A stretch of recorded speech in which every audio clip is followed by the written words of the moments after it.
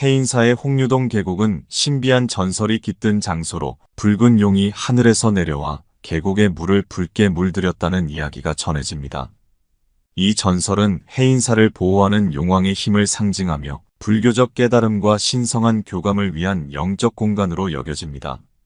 앞으로 이 계곡에서 벌어진 다양한 전설과 사건들이 소개됩니다. 내용이 마음에 드신다면 좋아요와 구독을 눌러주시면 영상을 만드는데 큰 힘이 되고 부처님의 가르침이 더 널리 퍼질 수 있게 도와주시면 감사하겠습니다. 제1장 홍류동의 시작. 멀고 먼 옛날 깊은 산중에 자리 잡은 해인사 근처에는 붉은 물이 흐르는 계곡이 있었다. 이 계곡은 그 색깔 때문에 홍류동이라 불리며 많은 전설이 내려왔다. 해인사에 머물던 스님들과 마을 사람들 사이에서 이 계곡은 신령한 장소로 여겨졌으며 그곳에 발을 들이면 불가사의한 경험을 한다는 이야기가 있었다. 계곡의 붉은 물은 신들이 남긴 축복의 상징이었고 그 물에 손을 씻거나 마시면 건강과 평화가 찾아온다는 믿음이 있었다. 그러나 이 계곡의 신비로움은 단순한 미신으로 끝나지 않았다. 어느 날 이 지역에 갑작스런 가뭄이 찾아와 사람들을 괴롭히기 시작했다. 농작물은 메말라가고 마을 사람들은 물 한 방울을 구하기 위해 산 곳곳을 헤매었다. 그때 해인사에 있던 한 젊은 승려가 마을 사람들에게 말했다. 이 가뭄은 하늘의 시험일지 모릅니다. 홍류동의 물에 기도하면 하늘이 응답할 것입니다.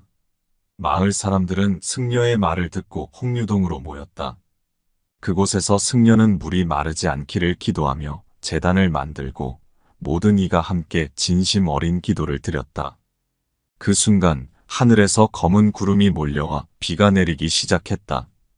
비는 멈추지 않고 며칠 동안 이어져 가뭄을 해결하고 농작물은 다시 생기를 되찾았다. 이 사건 이후로 홍류동은 더욱 신성한 장소로 여겨졌으며 그곳에서 기도하는 사람들은 소원이 이루어진다고 전해졌다. 제2장 용왕의 축복? 세월이 흐르고 홍류동에 또 다른 전설이 생겨났다. 어느 날 이곳을 지나가던 한 나그네가 있었다. 그는 한때 큰 상인이었으나 모든 것을 잃고 방황하던 중 홍류동에 도착했다. 지친 그는 계곡의 물을 마시고 잠시 쉬려 하였는데 그 순간 계곡의 물속에서 빛이 나는 것을 보았다.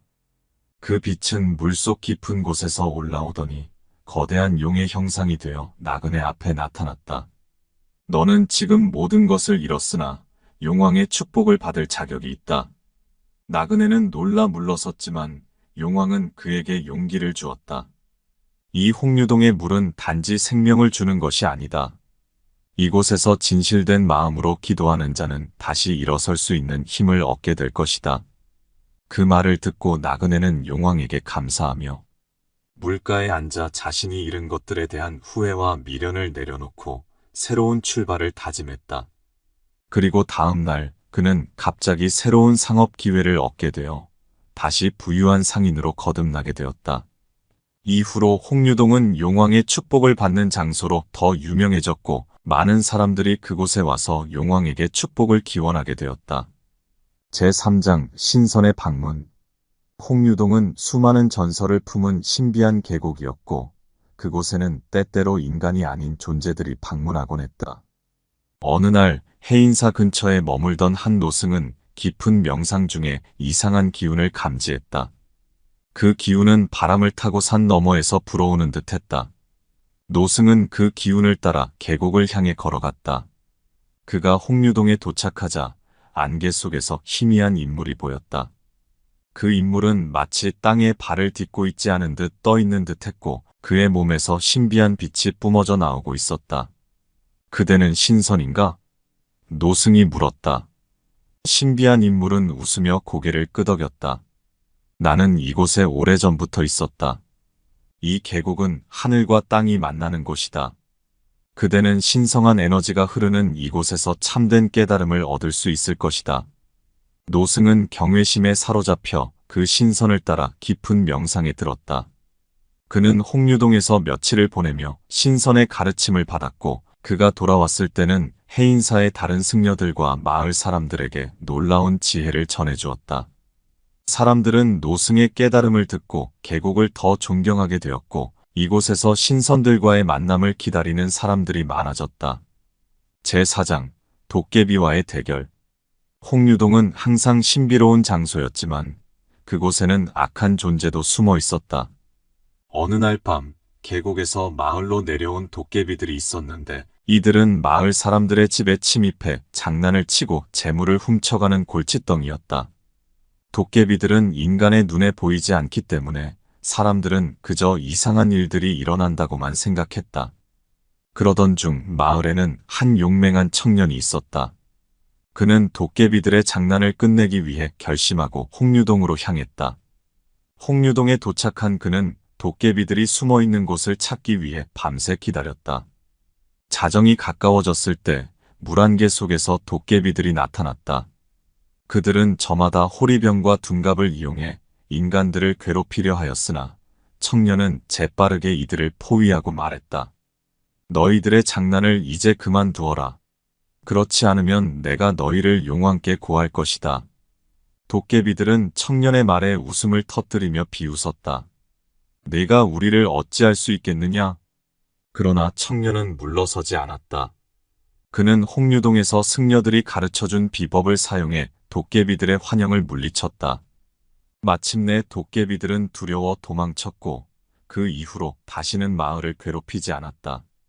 이 사건 이후 사람들은 청년을 영웅으로 칭송하였고 홍유동은 더욱 신성한 장소로 자리 잡았다. 도깨비들이 물리쳐진 이 계곡은 이제 용기와 정의의 상징으로 여겨지게 되었다. 제5장 은둔자의 비밀. 홍유동 계곡의 신비로움은 수많은 이들을 불러 모았지만 그 중에는 세상과 동떨어져 살던 은둔자도 있었다. 이 은둔자는 오랜 세월 동안 홍유동 깊은 곳에 은신하여 살아가며 자연과 하나가 된 듯한 삶을 살고 있었다. 그는 사람들의 눈에 거의 띄지 않았으며 마을 사람들조차 그가 실존하는지 의문을 품고 있었다. 어느 날 한 사내가 해인사로 찾아와 말했다.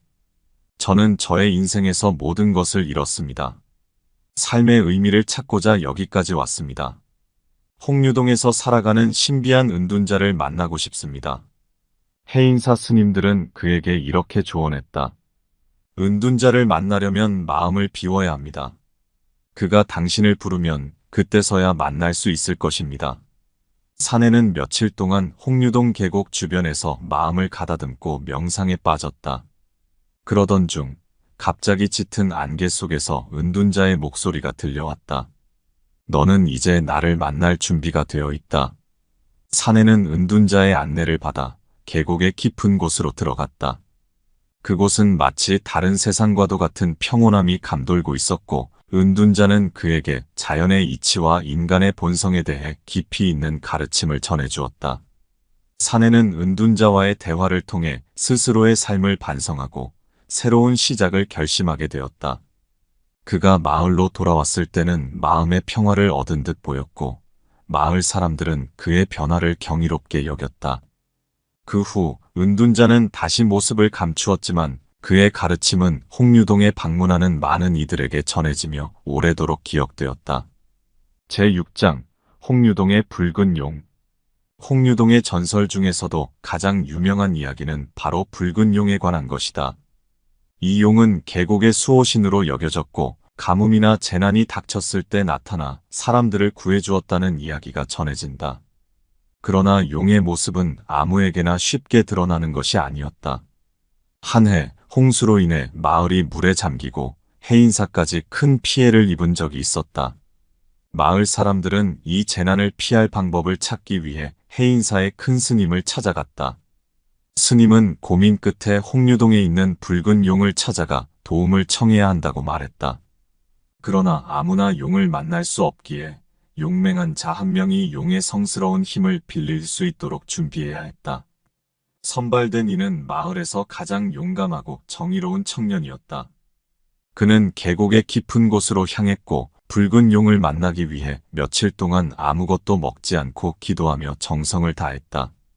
그리고 마침내 깊은 밤이 되었을 때 계곡에서 붉은 용이 나타났다. 용은 말없이 청년을 바라보았고 청년은 자신의 소원을 담담히 말했다. 이 마을과 해인사에 닥친 재난을 멈추어 주십시오. 우리는 용왕의 자비를 구합니다. 붉은 용은 고개를 끄덕이며 물속으로 사라졌다. 그 순간 홍수가 멈추고 하늘은 맑아지기 시작했다. 마을 사람들은 기쁨에 넘쳐 홍류동으로 모였고 청년은 그들의 영웅으로 칭송받았다. 이 사건 이후로 홍류동의 붉은 용은 더욱 신성한 존재로 여겨졌으며 사람들은 그곳에 와서 기도하고 용왕의 자비를 구하게 되었다. 홍류동의 전설은 이렇게 한층 더 깊어졌고 그곳을 찾는 이들은 끊이지 않게 되었다. 제7장 달빛 아래의 여인. 홍류동 계곡에는 달이 밝게 비추는 밤마다 모습을 드러내는 신비로운 여인의 이야기가 전해졌다. 이 여인은 은은한 빛을 머금은 채 계곡 근처를 거닐며 밤이 깊어갈수록 점점 더 선명해진다고 했다. 사람들은 이 여인을 달의 여신이라 부르며 그녀를 만나면 소원이 이루어진다는 소문이 돌았다. 어느 날 한 젊은 남자가 홍류동에 찾아왔다. 그는 집안의 어려운 사정으로 인해 괴로워하며 해결책을 찾고자 했다. 그에게는 마지막 희망이 달의 여신을 만나는 것이었다. 그는 해가 질 무렵 홍류동 근처에서 기다리기 시작했다. 밤이 깊어가면서 달이 계곡을 비추자 그 순간 안개 속에서 아름다운 여인의 모습이 점차 나타났다. 무엇을 원하십니까? 달빛 속의 여인이 부드럽게 물었다. 젊은 남자는 망설임 없이 자신의 가족을 구해달라고 간청했다. 여인은 그에게 미소를 지으며 말했다. 너의 마음이 진실하니 너의 소원은 이루어질 것이다. 그러나 반드시 너도 올바른 길을 선택해야만 한다. 그녀는 그 말을 남기고 사라졌고 남자는 깊은 감동을 받았다. 그 후 그의 집안에는 점점 행운이 찾아왔고 그는 더욱 성실하게 살아가며 주변 사람들을 도우며 살았다. 달의 여신의 전설은 홍류동에서 점점 더 널리 퍼졌고 사람들은 매달 그 여인이 나타나는 날을 기다리며 자신의 소원을 빌기 위해 몰려들었다. 제8장 수호자들의 희생. 홍류동은 단지 신비로운 장소일 뿐 아니라 수많은 사람들이 목숨을 바쳐 지켜온 곳이기도 했다. 과거 이 지역은 외부 세력들의 침입이 잦았고 그로 인해 마을과 해인사는 큰 피해를 보곤 했다. 어느 해 외세가 홍류동을 점령하려 하자 마을 사람들과 해인사 승려들은 단단히 결의했다. 그들은 홍류동을 지키기 위해 모든 힘을 다해 싸울 것을 맹세했다. 이 전투에서 가장 두드러진 인물은 마을의 대장장이었다. 그는 평소에는 조용한 사람이었지만 홍류동의 신성함을 수호하려는 의지는 누구보다 강했다. 그는 철로 된 무기를 만들어 마을 사람들에게 나누어 주고 자신도 직접 전투에 참여했다. 마침내 그는 해인사로 가는 길목에서 외세와 맞서 싸우며 치열한 전투를 벌였고 많은 적을 물리쳤다. 그러나 그는 끝내 부상을 입고 쓰러졌고 마지막 숨을 거두기 전 그의 마지막 말은 홍류동을 지켜야 합니다였다. 그의 희생 덕분에 외세는 물러났고 홍류동과 해인사는 무사히 보호될 수 있었다. 마을 사람들은 그의 죽음을 애도하며 그의 희생을 기리기 위해 홍류동에 작은 비석을 세웠다. 이후로 홍류동은 단지 신비로운 전설의 장소일 뿐만 아니라 많은 이들의 희생과 헌신이 담긴 성스러운 곳으로 여겨지게 되었다. 제9장 숨겨진 보물.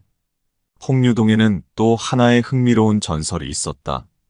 그것은 바로 계곡 어딘가에 숨겨진 보물에 대한 이야기였다. 오래전 해인사를 방문했던 한 고승이 자신의 귀중한 보물을 이곳에 묻었다는 소문이 있었다. 그 보물은 단순한 금은보화가 아니라 인간의 마음을 깨우는 지혜가 담긴 경전과 고대의 성물이 포함되어 있다고 전해졌다. 수백 년이 지난 후 이 전설을 믿는 사람들이 홍류동을 찾아와 보물을 찾으려 했으나 아무도 그 보물을 발견하지 못했다.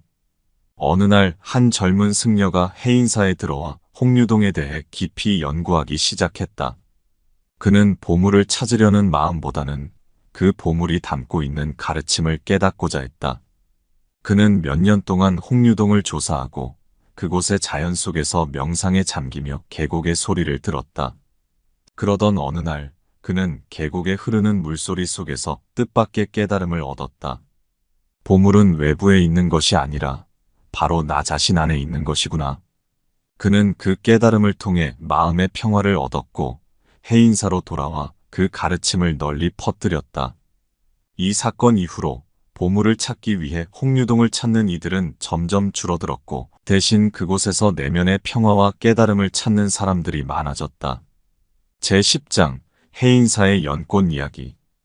홍류동과 해인사 사이에는 또 다른 신비로운 전설이 전해 내려왔다. 바로 연꽃의 전설이었다. 해인사 앞 연못에는 매년 특정한 날 아름다운 연꽃이 피었고 그 연꽃은 단 한 송이뿐이었다. 이 연꽃은 평범한 꽃이 아니라 아주 특별한 상징을 담고 있었다. 사람들은 그 연꽃이 홍류동의 신성한 힘과 연관이 있다고 믿었다. 어느 해 연꽃이 피는 날을 기다리던 마을 사람들은 예상보다 이른 시기에 연꽃이 피어 있는 것을 발견했다. 그러나 이상한 점은 그 연꽃의 색깔이 보라색이었던 것이다. 이전에는 항상 하얀 연꽃이 피었기에 사람들은 이를 두고 무언가 특별한 일이 벌어질 것이라 예감했다. 그날 밤 한 젊은 승려가 꿈을 꾸었다. 꿈속에서 그는 보라색 연꽃 위에 앉아있는 한 여인을 보았고 그 여인은 그에게 말했다. 이 연꽃은 해인사와 홍류동의 연결을 상징한다. 그리고 새로운 시대가 열릴 것이다. 승려는 꿈에서 깨어나 해인사의 큰 스님에게 이 꿈을 전했다. 큰 스님은 깊은 명상에 들고 나서 말했다. 이것은 새로운 가르침의 도래를 예고하는 것일지 모른다. 해인사와 홍류동은 오랜 세월 함께 이어져 왔으며 이 연꽃은 우리에게 새로운 길을 제시할 것이다. 그 후로 보라색 연꽃의 전설은 마을 사람들 사이에 널리 퍼졌고 연꽃이 필 때마다 해인사와 홍류동을 방문하여 기도하는 이들이 늘어났다. 연꽃은 그들에게 새로운 깨달음과 희망을 상징하는 꽃이 되었다. 제11장 홍류동의 마지막 시험.